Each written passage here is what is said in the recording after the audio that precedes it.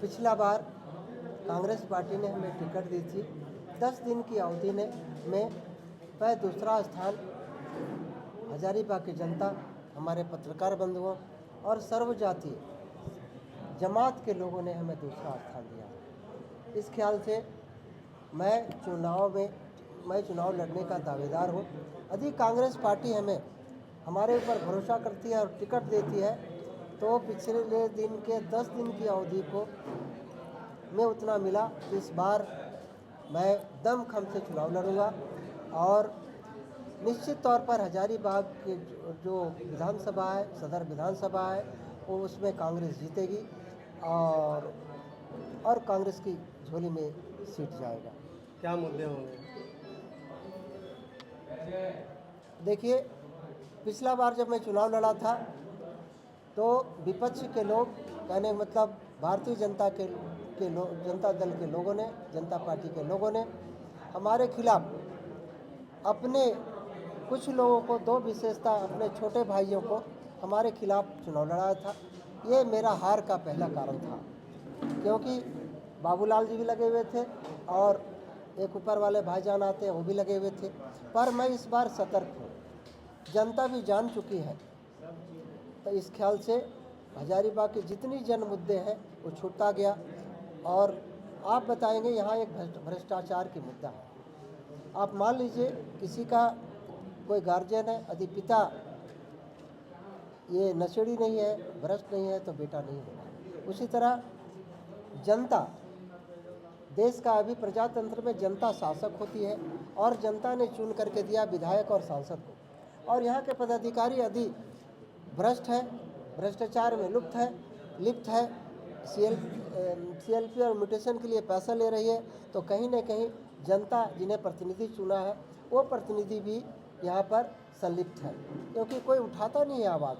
मैं सत्ता पक्ष में रहते हुए भी मैं भी आवाज़ उठाता रहता हूँ।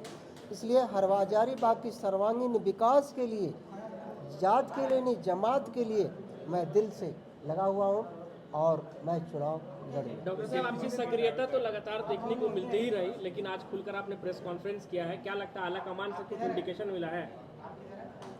देखिए, इंडिकेशन कहने का मतलब ज़रूर मिला। कहने का मतलब है कि पार्टी का एक निर्देश आई है कि जितने लोग यहाँ सक्रिय सभी जमा करो।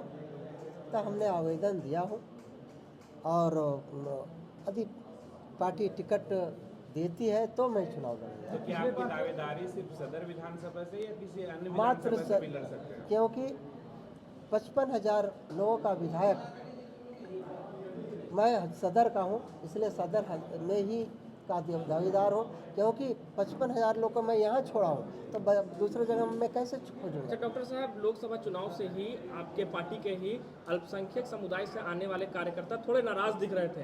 क्या वो नाराजगी इस विधानसभा में देखने को मिलेगी या फिर सब डैमेज कंट्रोल कर दिया आपने? देखिए, हमारे साथ अब किसी जाति धर्म का कोई नाराज़गी नहीं है। मैं सर्वदलीय, सर्वजातीय, सर्व व्यक्तित्व का आदमी हूँ। मैं सबके यहाँ जाता हूँ, टीका भी मैं लगाता हूँ, टोपी भी पहनता हूँ। आपने सवाल नहीं समझा, आपकी पार्टी से, संगठन से नाराजगी थी अल्पसंख्यक समुदाय से आने वाले कार्यकर्ताओं की। वो एक थाली या एक बर्तन में कुछ रहता तो होता है, पर ये मेरा घरेलू बात है, घर की बात है। जो विवाद सलट गया है, जब सबको एक साथ संतुष्ट नहीं किया जा सकता है। या हो सकता है जब सांसद को टिकट मिला था तो लोग चाहते थे हर घर में जाए, हर गांव में जाए, जो संभव नहीं हो सकता था। टिकट की दावेदारी, हिस्सेदारी की बात हो रही थी, अल्पसंख्यक समुदाय से लोग टिकट की चाह रख रहे थे। देखिए, प्रजातंत्र में सबकी चाहत होती है। मैं समझता हूँ हजारीबाग में 3-4 दावेदार हैं, जिसमें कुछ दावेदार इस सभा में भी बैठे हुए हैं, और जब दावेदार होगा तभी वो स्वस्थ प्रजातंत्र होगा। नहीं तो ये आ जाएगा, तानाशाही आ जाएगा। पिछले बार से इस बार कितना मजबूत मान रहे हैं अपने आप? वो तो आप लोग पत्रकार हैं, आप लोग कहने का मतलब पुराने ज़माने के नारद हैं। आप लोग ढूंढिए मैं कितना मजबूत हूँ, कितने दावेदार हूँ। मैं अपने आप को कैसे कहूँ? कई दावेदार हैं, अगर टिकट नहीं मिलती है, किसी का अन्य को मिलता, क्या रणनीति होगी? नहीं, मैं साथ दूंगा। यदि टिकट जिसको मिलेगा, कांग्रेस पार्टी के लिए मैं काम करता हूँ, कांग्रेस पार्टी के लिए, इसलिए मैं उसका काम करूँगा। मैं यदि पार्टी जिसको टिकट देगा उसके लिए मैं काम करूँगा, क्योंकि कांग्रेस पार्टी ने हमें टिकट दे करके जो मान सम्मान दिया उसको मैं भुला नहीं सकता हूँ।